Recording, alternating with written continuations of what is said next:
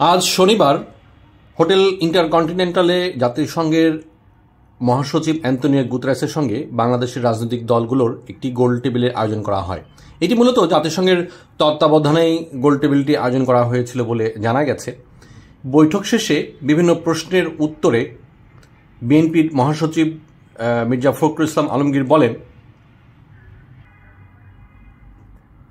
তিনি বলেন জাতিসংঘের উদ্যোগে একটি গোল টেবিলের আয়োজন করা হয়েছিল। এতে কমিশনের প্রধানরা উপস্থিত ছিলেন।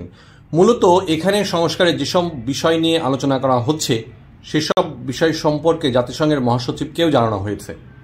তিনি আরও বলেন, আমরা এতদিন ধরে যে কথা বলে আসছি, অর্থাৎ জাতিসংঘের মহাসচিবকে একই কথা বলেছি, সংস্কার তো অবশ্যই হতে হবে। সংস্কারের কথা আমরা তো আগেই বলেছি যে এই সংস্কারটা অবশ্যই করতে হবে, কিন্তু সেই সংস্কারটা যত দ্রুত করা যায়, আমরা বলেছি নির্বাচন কেন্দ্রিক যেসব বিষয় আছে সেগুলো করে ফেলা, দ্রুত নির্বাচন করা এবং একটা পার্লামেন্টের মাধ্যমে বাকি বিষয়গুলো করতে হবে। এই সংস্কার চলমান প্রক্রিয়া, এই বিষয়গুলো আমরা বলে এসেছি।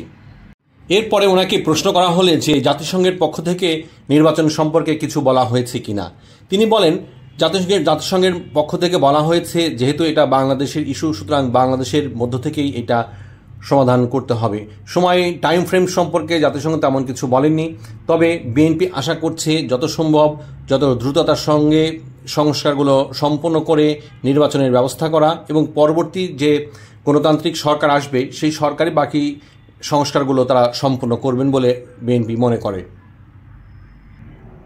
মির্জা ফখরুল ইসলাম আলমগীরের সঙ্গে বিএনপির পক্ষ থেকে বিএনপির মহাসচিব মির্জা ফখরুল ইসলাম আলমগীর ছাড়াও দলটির স্থায়ী কমিটির সদস্য সালাউদ্দিন আহমেদও অংশগ্রহণ করেন। এক প্রশ্নের জবাবে সালাউদ্দিন আহমেদ বলেন, জাতিসংঘের তরফ থেকে বলা হয়েছে এটা বাংলাদেশের অভ্যন্তরীণ বিষয়, আপনারা বসে রিফর্ম কি নেবেন সেটা ঠিক করেন। উনি বাংলাদেশের শক্তিশালী গণতান্ত্রিক সরকার আসবে বলে আশা প্রকাশ করছেন। পৃথিবীর মধ্যে একটা নজির সৃষ্টি করবে আগামী নির্বাচন, এমনটাই উনি আশা করছেন। ওই বৈঠকে এনসিপির নেতা নাহিদ ইসলাম এবং এনসিপির আরেকজন যুগ্ম আহ্বায়ক সামান্তা শারমিনও অংশ নেন। এক প্রশ্নের জবাবে জনাব নাহিদ ইসলাম বলেন, জনগণের কাছে সংস্কারের যে প্রতিশ্রুতি, সংস্কারের যে ধারাবাহিকতা তা বাস্তবায়নের জন্য জুলাই সনদ দ্রুত বাস্তবায়ন করতে হবে।